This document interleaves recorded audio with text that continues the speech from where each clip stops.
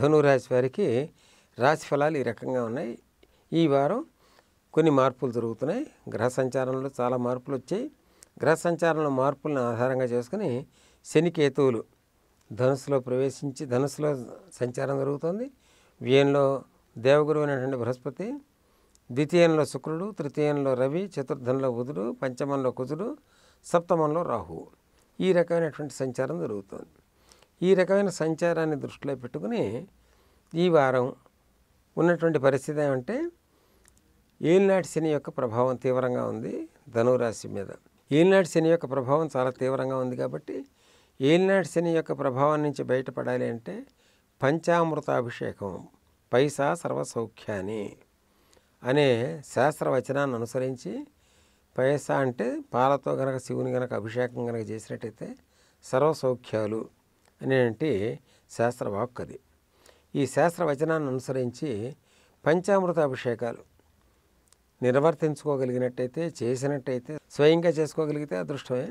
స్వయంగా చేసుకోగలిగిన వాళ్ళు స్వయంగా చేయటం, లేదంటే పంచామృతాలు సమర్పించి శివునికి గనక అభిషేకం గనక చేయించగలిగితే మహాశివరాత్రి రోజున గిరిజా కళ్యాణంతో కూడా కలిపి.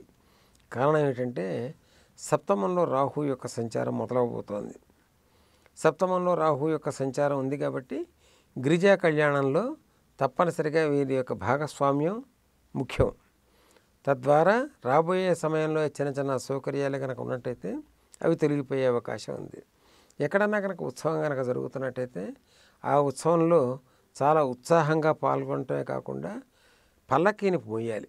పల్లకీని మోసే భాగ్యం కనుక ధనురాశి వారు కనుక పొందగలిగినట్టయితే ఉన్నటువంటి గ్రహ సంచారంలో చిన్న చిన్న ఒడిదుడుకులున్నా, చిన్న చిన్న ఇబ్బందులున్నా, ప్రత్యేకించి జన్మశనికి సంబంధించినటువంటి సమస్యలున్నా వీటిలన్నిటికీ కూడా ఇది పరిష్కార మార్గంగా దొరుకుతుంది.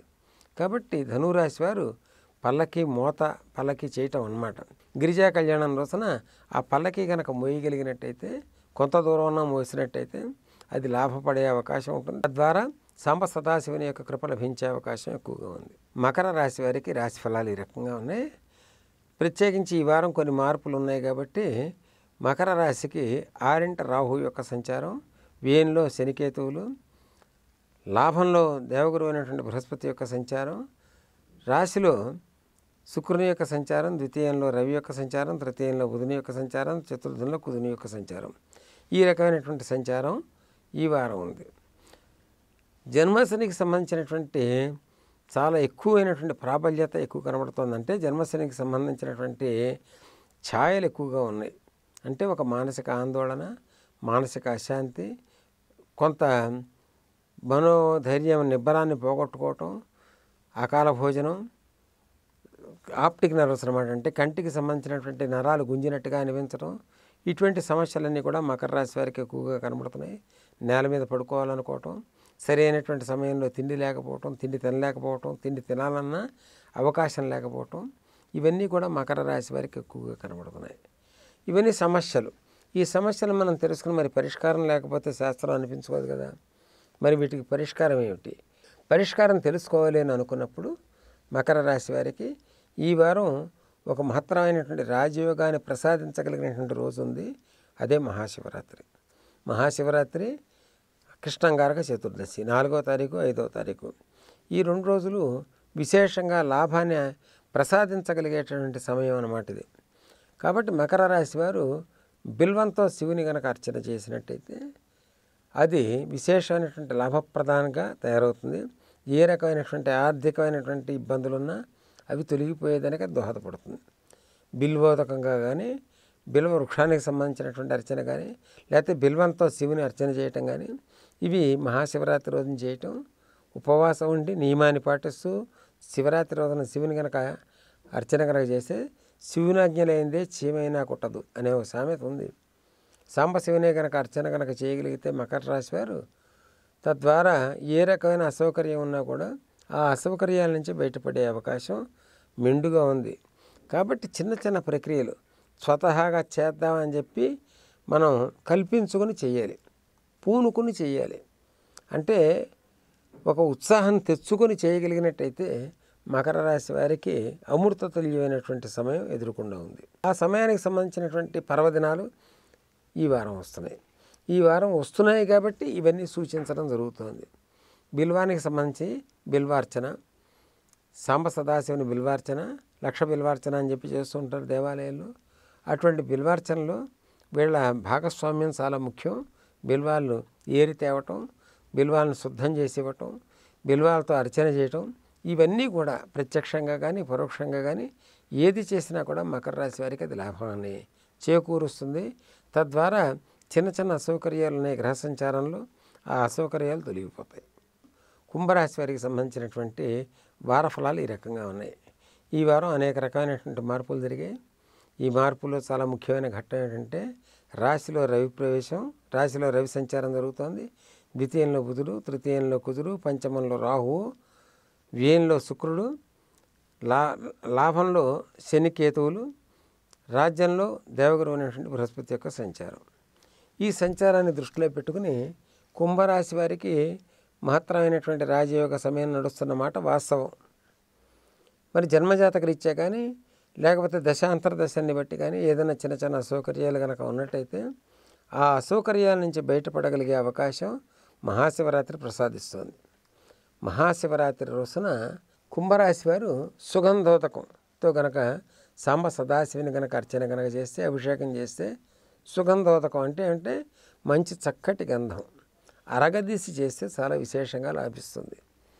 బజార్లో దొరికినటువంటి గంధాన్ని తీసుకొచ్చి నీళ్ళల్లో కలిపి వేసేదానికంటే కాస్త శ్రమ తీసుకుని శివుని కృపను పొందాలి అని అంటే బోళా శంకరుడు ఆయన కేవలం అభిషేకం ద్వారా ఆయన తృప్తి పడతాడు. ఈ కుంభరాశి వారికి మరొక విశేషం అంటే మహన్యాసపూర్వకమైనటువంటి రుద్రాభిషేకం. సమయం చాలా అనుకూలంగా ఉంది. ఈ అనుకూలంగా ఉన్న సమయాన్ని విశేషమైనటువంటి అనుకూలంగా మార్చుకోవాలి. ఎందుకంటే పదే పదే సమయం మనం అనుకూలంగా రాదు. అటువంటి అనుకూలంగా వచ్చిన సమయంలో మహాశివరాత్రి, కృష్ణంగారక చతుర్దశి 2 పర్వదినాలు ఈ వారం మనకు లభ్యమవుతున్నాయి. మన సమీపానికి వచ్చినటువంటి పర్వదినాన్ని మనం కనుక చేజేతులారా పోగొట్టుకున్నట్టయితే మనకు లభించేది అశాంతి. ఆ తర్వాత ఎంతో కష్టపడితే కానీ ఇటువంటి రోజులు దొరికే అవకాశం ఉండదు, లభ్యమవు. కాబట్టి లభ్యమైనటువంటి ఈ రోజుల్ని ఉపయోగించుకొని మనం కనుక ఉత్కృష్టమైనటువంటి స్థితిని పొందాలి అంటే కొబ్బరి నీళ్లతో అభిషేకం చేయటం, పుష్పోదకంతో అభిషేకం చేయటం, సుగంధోదకంతో అభిషేకం చేయటం, ఇటువంటి చిన్న చిన్న ప్రక్రియల ద్వారా సుఖకరమైనటువంటి, శాంతికరమైనటువంటి, విశేష లాభప్రదమైనటువంటి జీవితాన్ని మనం పొందే అవకాశం ఉంటుంది కుంభరాశి వారికి ప్రత్యేకించి. కుంభరాశి వారు కృష్ణంగారక చతుర్దశి రోజున గనక యథాశక్తి దశదానాలు కానీ, దానం కానీ, గోదానం కానీ, ఇతరత్ర అంటే చేయగలిగినటువంటి వారికి ఈ రకంగా కనుక చేసినట్టయితే ఏ కారణం చేత కూడా రాబోయే సమయంలో అపమృత్యు దోషం నుంచి అపమృత్యు దోషం ఏ కారణం చేత కానీ అపమృత్యు దోషంతో ఉన్నటువంటి వాళ్ళు కూడా ఈ అపమృత్యు దోషానికి సంబంధించినటువంటి ఛాయల నుంచి బయటపడిపోతారు. కుంభరాశి వారు తప్పనిసరిగా రుద్రాక్షని ధరించగలిగితే షణ్ముఖ రుద్రాక్ష, గణపతి షణ్ముఖ రుద్రాక్ష, సప్తముఖ రుద్రాక్ష ఇవన్నీ కూడా వీళ్ళకు ఉపయోగపడతాయి. శివరాత్రి రోజున కనుక ఈ రకమైనటువంటి రుద్రాక్షలు కనుక ధరించినట్టయితే ఇంకా రాజయోగానికి సంబంధించినటువంటి స్వర్ణయుగం వీళ్ళకి ప్రారంభమైనట్టే. అటువంటి స్వర్ణయుగాన్ని వీళ్ళు అనుభవించగలగాలి, ఆనందించగలగాలి, తరించగలగాలి. మీనరాశి వారికి రాశి ఫలాలు ఈ రకంగా ఉన్నాయి. మీనరాశికి కొన్ని గ్రహ మార్పులు ఉన్నాయి కాబట్టి ఆ గ్రహ మార్పుల ముందు తెలుసుకునే అవకాశం చేద్దాం. మీనంలో బుధుడు సంచారం, ద్వితీయంలో కుజుడు, చతుర్థంలో రాహు యొక్క సంచారం జరుగుతుంది. రాజ్యంలో శనీశ్వరుని యొక్క శనికేతువుల యొక్క సంచారం, లాభంలో శుక్రుని యొక్క సంచారం, వ్యయంలో రవి యొక్క సంచారం, భాగ్యంలో దేవగురువు అనేటువంటి బృహస్పతి యొక్క సంచారం జరుగుతుంది. ఈ గ్రహ సంచారాన్ని దృష్టిలో పెట్టుకుని అంత పెద్ద సమస్యలు ఉండేటువంటి సమయం కనిపించట్లేదు. కాకపోతే అర్ధాష్టమంలో ఉన్నటువంటి అంటే చతుర్థంలో జరుగుతున్నటువంటి రాహు యొక్క సంచారం ఏదైనా చిన్న చిన్న చికాకులకు తీసే అవకాశం ఉంటుంది. ఏది ఏమైనా పరిష్కార దిశగా చూడాలి అంటే సమయం అంటే ఈ సమయం మనకి ఏ రకమైనటువంటి అనుభూతుల్ని, దివ్యమైనటువంటి సమయాన్ని ప్రసాదించింది దాన్ని దృష్టిలో పెట్టుకోవాలి. దాన్ని దృష్టిలో పెట్టి కనుక చూసినట్టయితే మహాశివరాత్రి, కృష్ణంగారక చతుర్దశి విశేషమైనటువంటి పర్వదినాలు ఈ వారం ఉన్నాయి. వీటిని అనుసరించే పరిస్థితి కనుక తెలుసుకున్నట్టయితే తద్వారా ఏ కారణం చేతన అపరిష్కృతంగా ఉన్నటువంటి చిన్న చిన్న సమస్యలు కనుక ఉన్నట్టయితే అవి కూడా తొలగిపోతాయి. సుఖకరమైనటువంటి జీవితానికి నాంది పలకగలవని శాస్త్రవచనం. మీరు చేయవలసింది కస్తూరి జలంతో అభిషేకం. కస్తూరి కనుక అలభ్యం కనుక అయినట్టయితే సుగంధోతకం, చక్కటి సుగంధమైనటువంటి జలంతో గంధం అరగదీసి దాంతో నీళ్ళలో కలిపి దాంతో శివుని ఆరాధన చేయాలి, అభిషేకించగలగాలి. పుష్పోదకం, పుష్పాలతో అభిషేకించగలగాలి. పుష్పాలతో ప్రత్యక్షంగా అభిషేకించిన, పుష్పోదకంతో అభిషేకించినా కూడా అవి విశేషమైనటువంటి లాభప్రదమైనటువంటి స్థితిని మీనరాశి వారికి ప్రసాదిస్తుంది. కాబట్టి మీనరాశి వారికి మరొక చిన్న విశేషం ఏంటంటే దక్షిణావర్త శంఖం కనుక ఉన్నట్టయితే దక్షిణావర్త శంఖాన్ని సాంబ సదాశివుడి కింద భావిస్తూ అమ్మవారు సాక్షాత్ లక్ష్మీదేవి యొక్క శంఖం అది. ఆ శంఖానికి కనుక అభిషేకం చేయగలిగితే మీనరాశి వారు సాంబ సదాశివుని అభిషేకిస్తే ఏ రకమైనటువంటి ఫలితం ఉంటుందో ఆ రకమైనటువంటి సర్వ విధాల అనుకూలమైనటువంటి ఫలితాలు మీనరాశి వారు పొందేదానికి అత్యధికమైనటువంటి అవకాశాలు ఎక్కువగా కనబడుతున్నాయి. ఇవి జన్మజాతక రీత్యా ఉన్నటువంటి దశాంతర్దశల్ని పరిగణలోకి తీసుకోకుండా వాస్తవానికి మనకి లభ్యమవుతున్నటువంటి గోచార రీత్యా తెలుసుకోదగ్గ విషయాలు ఇవి. ఈ వీడియో గనుక మీకు నచ్చినట్లయితే లైక్ చేయండి, షేర్ చేయండి. మరిన్ని వీడియోస్ కోసం మా ఛానల్ను సబ్స్క్రైబ్ చేయండి.